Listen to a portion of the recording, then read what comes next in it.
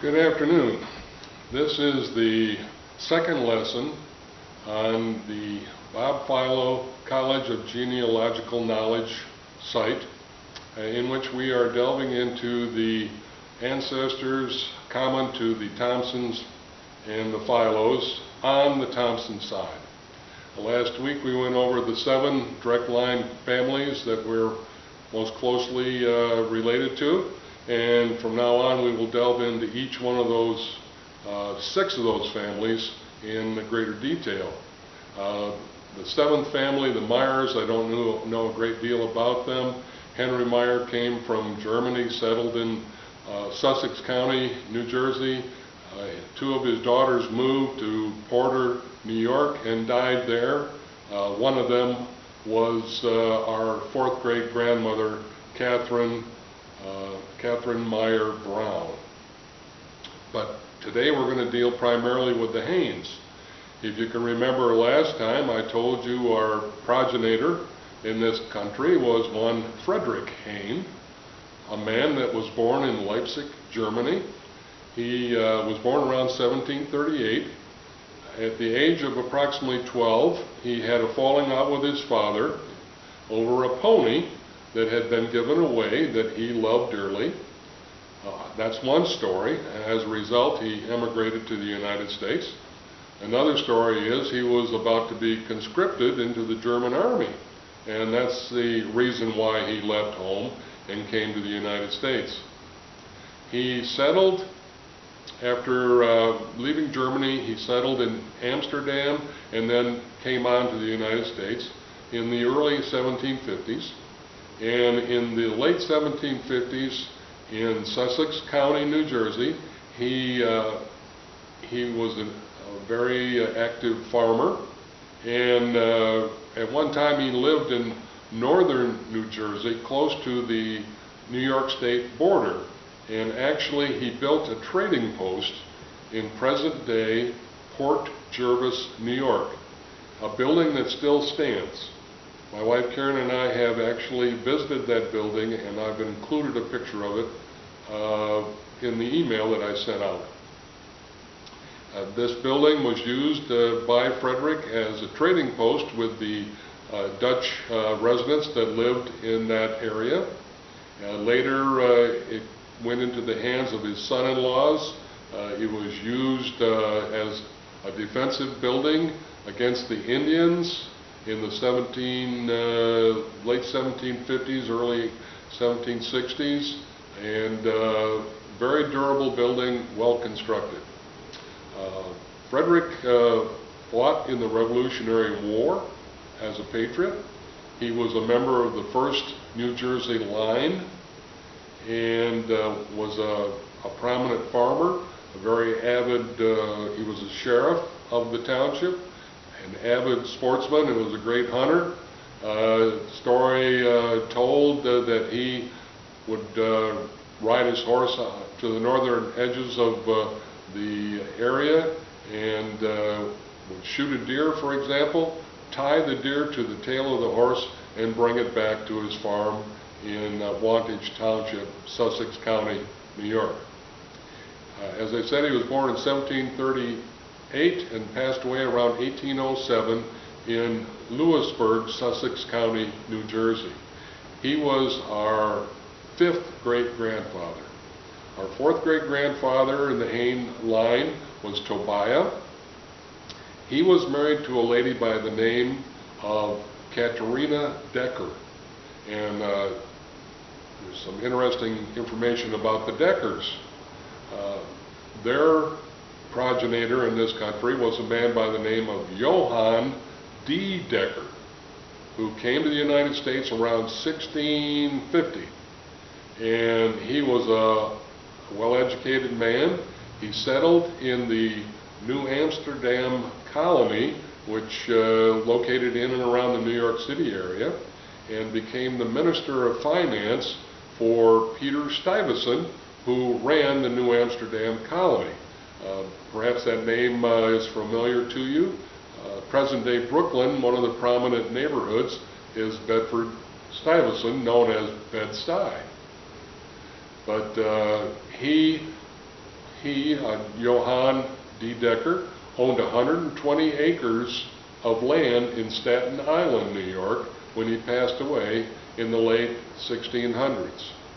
He was the great-great-great-grandfather of Katharina Decker.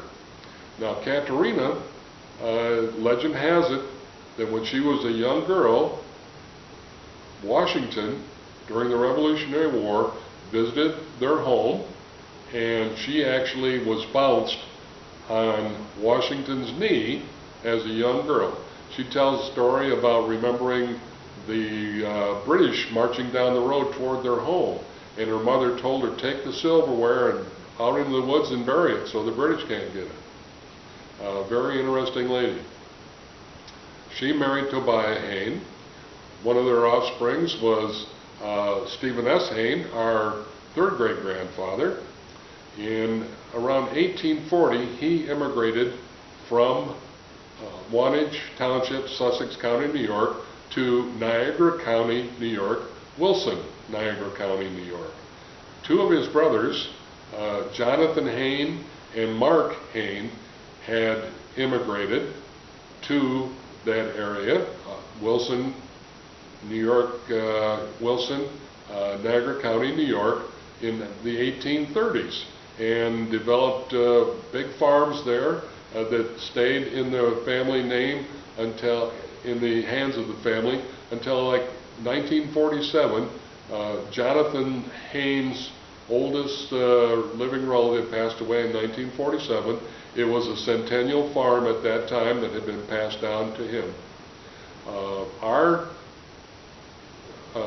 third great-grandfather, Henry S. Hayne, migrated to Wilson, Niagara County, New York, around the same time as his father, around the 1840 period. He married our third great-grandmother, Martha Smith Hayne, in 1848 in Wilson, and they migrated from Wilson, New York to Davison, Genesee County, Michigan, around 1852.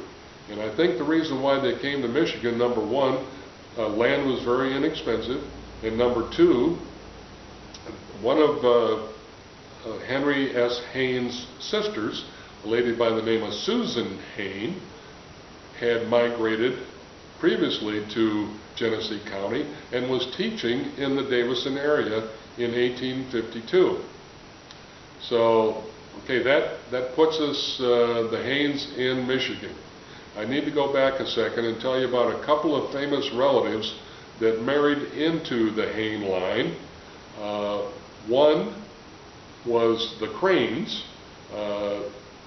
The progenitor of the Crane family in the United States was one Jasper Crane, our ninth great-grandfather.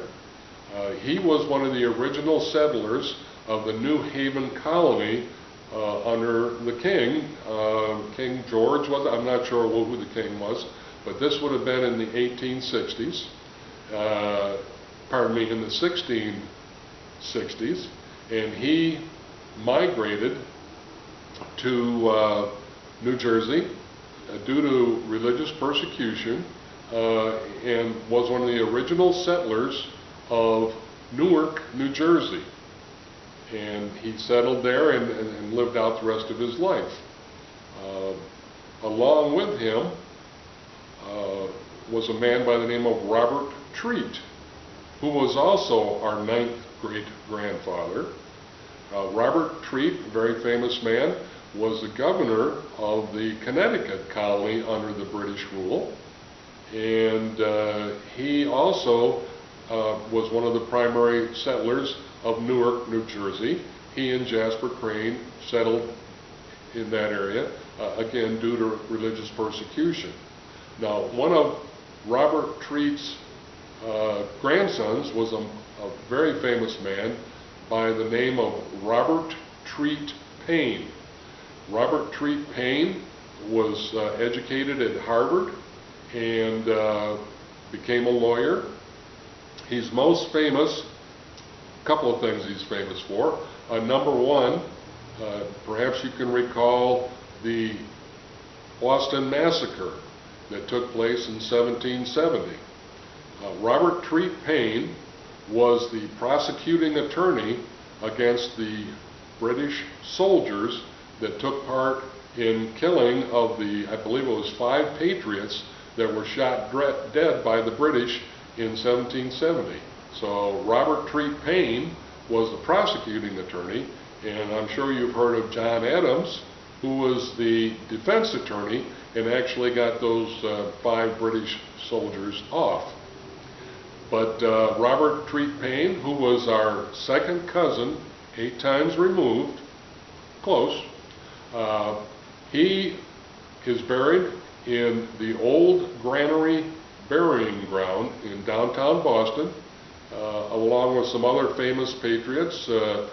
Samuel Adams, Paul Revere are also buried there. I visited his grave there in Boston. Probably what he's most famous for, Robert Treat Paine, he attended both the First Continental Congress in 1784 and the Second Continental Congress in 1786. And, this is key right here, he was one of the original signers of the Declaration of Independence from Massachusetts, Robert Treat Paine. Getting back to the Cranes, I mentioned Jasper Crane. His great-great-grandson was one William Crane, and William was living in New Jersey, and he, as well as 5 of his sons, fought in the Revolutionary War, and it's legend has it that they were away fighting in the Revolutionary War when their home in West Newark, I forget the name of the current day town, but their home was the headquarters used by Washington and Lafayette in October and November of 1780. So that's pretty good, huh? Good trivia question. Okay, now getting back to Henry S. Hayne. We've got him in Genesee County, Michigan, very befallen by a disaster shortly after they arrived. In September of 1854, he and his wife, Martha, lost 3 of their children to Asiatic influenza in the fall of 1854. Within a 2-week period, 3 of their children passed away, very young children. And within the month, Henry's mother, Catherine Dunning Hayne, passed away back in Wilson, New York, and is buried there in Greenwood Cemetery. I have visited her grave. It's in very good condition. So Henry S. Hayne lost 4 relatives in the period of a month in 1854. Henry was quite an ambitious man. He owned quite a bit of land around the Davison, Michigan area. Right after he and his wife first settled there, the work that he had was located in Pontiac, Michigan. And he used to walk from Davison to Pontiac and would work for the week and then come home on the weekends. And I looked it up on MapQuest. It's a distance of roughly 30-some miles from Davison to Pontiac, and then he would walk both ways. And he was due home on one weekend, and his wife, Martha, was at home alone with the children that they had at that time. This had to be in the late 1850s, early 1860s, and an Indian appeared at the door, and he said to her, "Me heap hungry," and she didn't know what to do, so she fed him. She gave him all the food that there was in the house. She didn't know what she was going to do to feed her children. And lo and behold, here comes Henry rolling in. He had purchased provisions, and the children did not go hungry. Now, these stories are passed down in a memoir about Henry and the Hayne family that was written in 1920, and I've got a copy of it that outlines all the Haynes and what happened to them, where they went, how they did it. So, that's pretty much the Haynes family. I think I've covered most everyone. Henry S. Haynes' daughter was Martha Rose Hayne Moore. She had a daughter by the name of Mabel Rose Moore Thompson, our grandmother, who passed away in 1934, born around 1891 in Swartz Creek and passed away in Flint at 1721 Indiana in 1934. And she died a very a terrible death of breast cancer. A very young lady, 43 years old, I believe, in that neighborhood. Got a lot of letters that she had written to my mother while my mother was going to University of Michigan. And they're very touching letters about how she would send whatever money she could to my mother on a weekly basis, such as one letter I recall said, "Sorry dear, all I can send you this week is $1.25. But, you know, I guess things didn't cost as much in those days. So she passed away in 1834. I think that pretty much takes care of the Hayne family, and the next issue will be regarding, the next lesson will be regarding the Smiths and how we are related to them. So I thank you for your time. I hope you enjoyed it. I would appreciate if you'd send me an email to let me know that you got this video. I don't really know who's seen it and who hasn't. So if you could please send me an email at bkphilo@yahoo.com. Just let me know that you got the emails, and then I would know that all is not wasted. Well, not that it would be wasted, but you like to know you got an audience. Thank you very much and have a great day. Goodbye.